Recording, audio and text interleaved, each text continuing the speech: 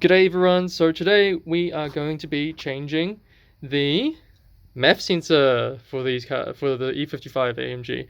And on these cars, apparently the MAF sensor, it's a wear item, it does wear out, and if you don't clean it very often, maybe even if you do clean it very often, it will eventually go bad.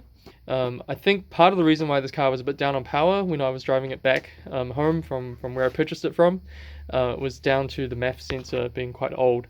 I'm pretty sure the original one on the car is from the factory, so it's 20 years old now, which is quite a long time. So we're going to be changing that. That's really easy. I've already taken the MAF off just to try and look at what I'm doing, and also to do all the breather hoses and the valve cover. Had to do that as well. The other things that we're going to do as well at the same time is to replace the camshaft sensor. So this one causes the car not to start if it fails, which is obviously pretty bad. And it's very cheap, so I think it was like $25 or something like that. It was pretty cheap, so might as well do it at the same time, and it's really easy to get to as well because it's right here at the front of the engine. So I'll show you how to do that. And we've also got the crank angle sensor, or the crankshaft sensor. So this one is a lot harder to do because you do have to go all the way at the back of the engine, but apparently there is enough room to get a hand down there and actually do this as well. We don't believe them. We're not sure if that's 100% true, so we'll have to figure that out as well. Otherwise we might just get a hoist and do it on the hoist. So a couple of options there, but we'll do the MAF sensor first. Right, so what I'm doing is I'm putting the clip that holds the MAF sensor in place onto the new MAF sensor from the old one, so just reuse your old one. And I'll show you how to do all of this in place.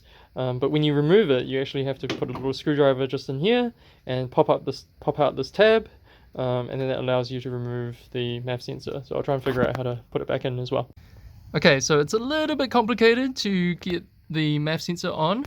So what you do with the bracket is you clip the bracket together first. So don't do this until you've clipped it together before you install it into here.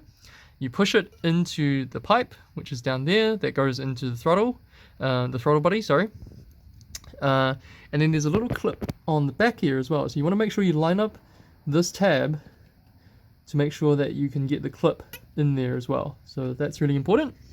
And then finally, you just need to make sure that these tabs at the front of this bracket actually clip onto these metal supports so that the MAF doesn't actually move anywhere.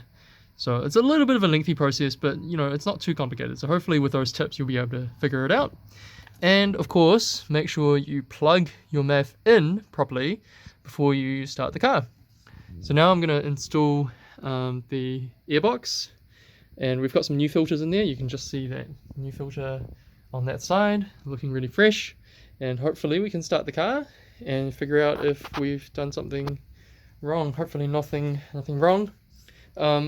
George has also just changed the camshaft angle sensor, or the camshaft sensor. So that was really easy. That's just a bolt down here. That looks like an E10. Is that an E10 or or maybe E8? E8. That's an E8. Just down there, and the correct torque setting is 8 Newton meters for this sensor. So it's really straightforward. You literally just take this bolt off, slide it out, put the new one in, and then clip it back in. Also, do not drop your old sensor somewhere down the engine bay. We don't even know where it went, so that's going to be a bit of a hunt. That never happens to us. Later on. Yeah, we never drop things. Dropping things is not in our vocabulary. Yeah, whatever. There's plenty of room in there, so we'll try and hunt around and look for it. It's probably on the ground. Alright, so we're back trying to remove the crank angle sensor. So what I've done is I've had to remove a bunch of stuff. I've had to get rid of this last coil pack because it was kind of in the way, because you want to get your hand kind of, oops, sorry about that. You want to get your hand kind of around this corner because the sensor is all the way down there. You see that? That's where the sensor is. So I've just been able to unplug it. So you want to reach in with your hand and then just grab the plug and unplug it there. I believe the bolt is on the bottom, so you will have to just do that by feel, but it shouldn't be too hard because it's an e-Torx, so it should be pretty easy to make sure that you've got the socket on properly. And I'll just show you the plug. there it is. It's just a 2-pin connector plug, pretty basic. Oh, and the other thing is I had to remove this little bracket here as well, because that was kind of digging into my arm while I was doing all of this. So we had to remove that a little bit as well. It's just a 10mm plastic bolt, so it's very easy to remove that. And then, yeah, you basically just have to get your E-Torx. I think it's an E10, I'll double check. And then just unbolt your existing crank angle sensor. And I'll show you that once I get it out. Alright guys, here we go, success! After about 10 or 15 minutes of trying to get this out.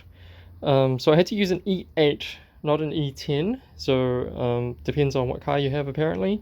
Sometimes it's an E8, sometimes it's an E10. And that's what it looks like, that's the old one.